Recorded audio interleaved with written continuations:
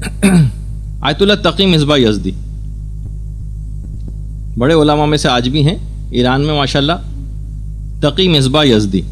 تو وہ فرماتے ہیں کہ تہران میں ایک مرتبہ ہم نے آیت اللہ سید محمد حسین طباطبائی سے کسی شخص نے آ کر آیت اللہ طباطبائی سے پوچھا کہ میں کیا کروں کہ مجھے نماز میں خشوع قلب اور حضور قلب نصیب ہو جائے. دیکھیے وہ آیت اللہ بہجت سے وہاں پر ایک چیز پوچھی تھی.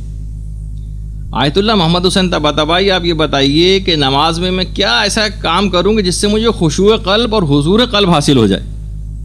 تو آیت اللہ محمد حسین طباطبائی نے فرمایا تم باتیں کم کیا کرو. لوگ حیران رہ گئے، یعنی عام زندگی میں باتیں کم کرنے یا زیادہ کرنے سے کا کیا تعلق ہے نماز میں خشوع قلب سے؟ نہیں تعلق ہے. تو بہت ساری ایسی چیزیں ہیں کہ جن کا عام زندگی کے اندر ہم انجام دیتے ہیں لیکن تعلق اس کا نماز سے ہو جاتا ہے. ہم عام زندگی میں چیزیں انجام دیتے ہیں لیکن تعلق اس کا علم حاصل کرنے سے ہو جاتا ہے.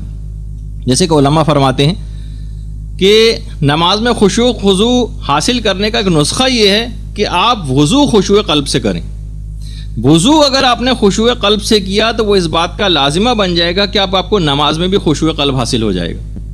انتہائی توجہ اور کنسنٹریشن کے ساتھ وضو کریں. لاپرواہی سے آئے بیسن کے اوپر کھڑا ہوا ہے، منہ پہ پانی ڈالا، ہاتھوں کو دھویا، جلدی جلدی مسح کیا، لاپرواہی سے نہیں لگتا ہی نہیں کہ کوئی روحانی کام کو انجام دے رہے ہیں.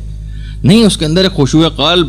کیسا ایسا موقع آتا تھا کہ جب آئمہ کی زندگی کے اندر ہم دیکھتے ہیں، روایات کے اندر پڑھتے ہیں کہ تھر تھر کانپنے لگتے تھے، آنکھوں سے آنسو جاری ہو جاتے تھے، چہرے کا رنگ جو ہے زرد پڑ جاتا تھا. تو وضو سے ہی خشوع قلب شروع ہو جاتا تھا.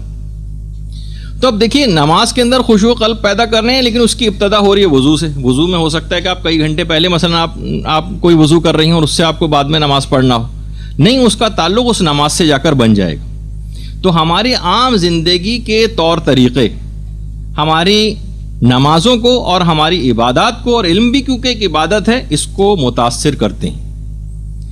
تو اسی وجہ سے آپ سے یہ بات کہی جا رہی ہے کہ آپ عام زندگی میں فضول گفتگو کو آپ اپنے اوپر ایک چند روز کے لیے، کم سے کم 40 روز کے لیے کوئی اپنا ایک ٹاسک مقرر کر لیں گے. اپنی گفتگو کم کروں گی اور کہیں بھی دیکھوں گی کہ فضول باتیں ہو رہی ہیں تو اس کو میں روکنے کی کوشش کروں گی. آپ خود دیکھیں گے کہ اپنے اندر ایک بڑی روحانی تبدیلی.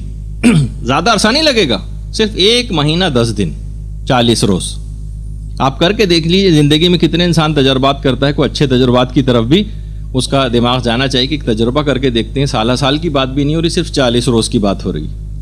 40 روز مستعار لے لیں اپنی زندگی سے کہ میں اس میں اپنے معمولات زندگی کو بہتر کرتی ہوں. اور پھر آپ دیکھیے کہ علم میں بھی لذت آئے گی، عبادات کے اندر بھی لذت آئے گی. تو عام زندگی کی چیزیں ہیں لیکن وہ متاثر کرتی ہیں.